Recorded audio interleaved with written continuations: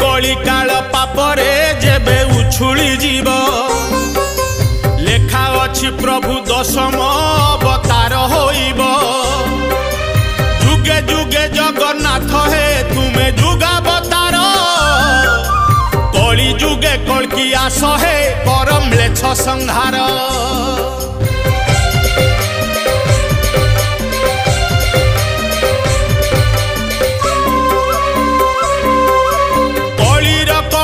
देखुच प्रभु हे चकाखी केते दिन आउ देखिब रखी धर्म को साखी अधर्म हाटरे धर्म जे नीति नीलाम हुए पाप पुण्यर जे हिसाब अबा रखुची किए।